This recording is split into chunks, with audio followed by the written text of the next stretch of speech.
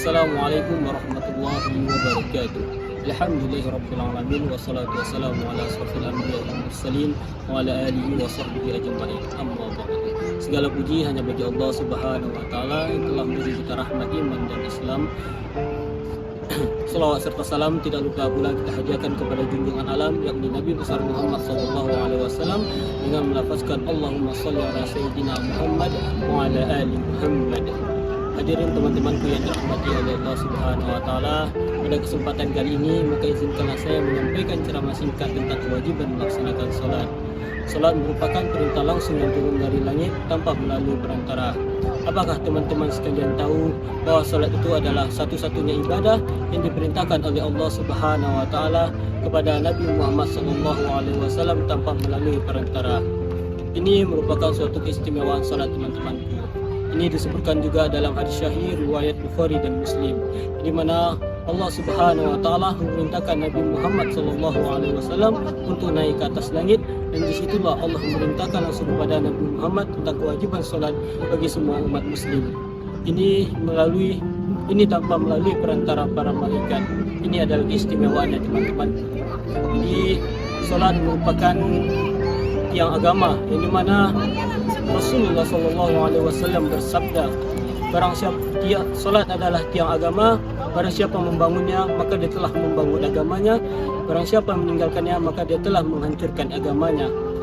Salat merupakan fondasi utama dalam agama Islam, dikarenakan kita contohkan suatu bangunan, jika suatu bangunan ini tiang-tiangnya roboh maka seluruh bangunan akan ikut roboh. Begitu juga dengan agama, jika kita meninggalkan salat maka agama kita ikut roboh, kita akan hancur, kita tidak tahu arah kemana kita akan bersembah, kemana kita akan meminta teman-teman.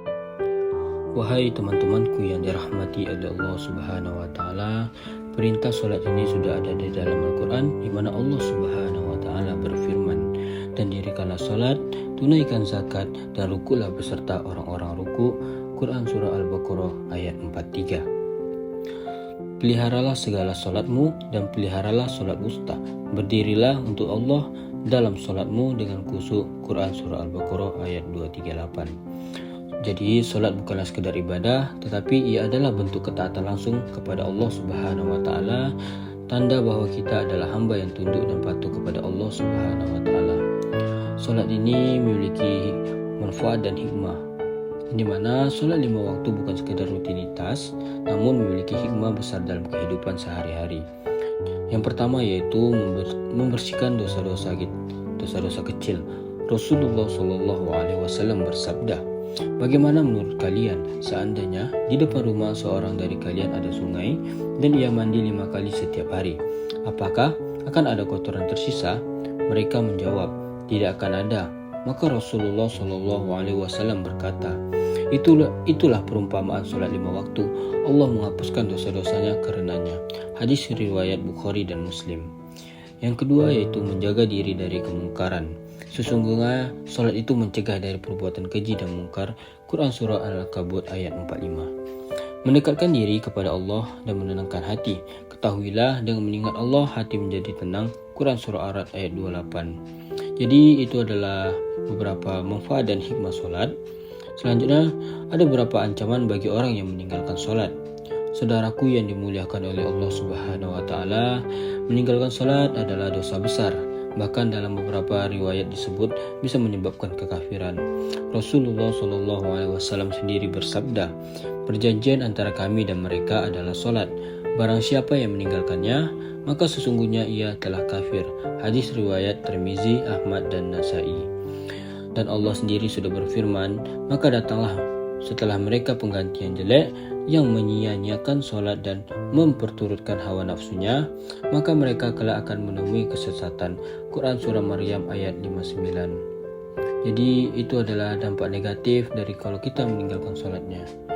Jadi semoga kita menjadi orang-orang yang tidak pernah meninggalkan solat tersebut. Amin amin ya rabbal alamin. Singkat cerita teman-teman, izinkan saya membagi kisah inspiratif seorang karyawan yang tidak pernah tinggal sholat.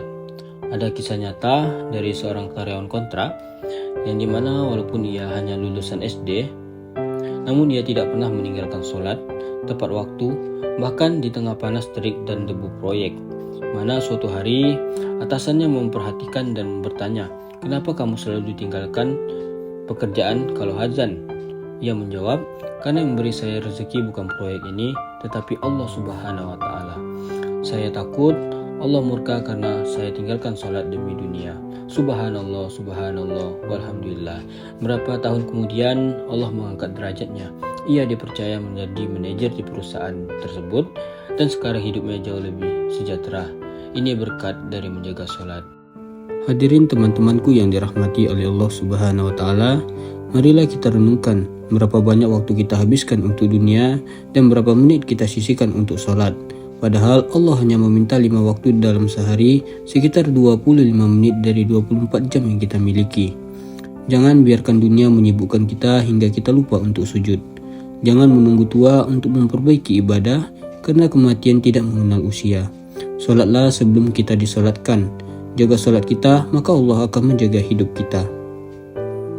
Marilah mulai dari sekarang, jadikanlah sholat sebagai pilar utama dalam sehari-hari kita. Bangun pagi bukan sekedar hanya untuk bekerja, tetapi untuk bertemu dengan Allah Ta'ala di sepertiga malam terakhir. Berhentilah sejenak dari aktivitas siang, bukan karena lelah, tetapi karena rindu untuk ruku dan sujud. Semoga kita semua termasuk orang-orang yang mendirikan sholat dengan khusyuk dan istiqomah. Amin ya rabbal alamin. Mungkin itu saja ceramah singkat yang dapat saya sampaikan. Lebih dan kurangnya saya mohon maaf. Wabillahi taufiq wal hidayah. Wassalamualaikum warahmatullahi wabarakatuh.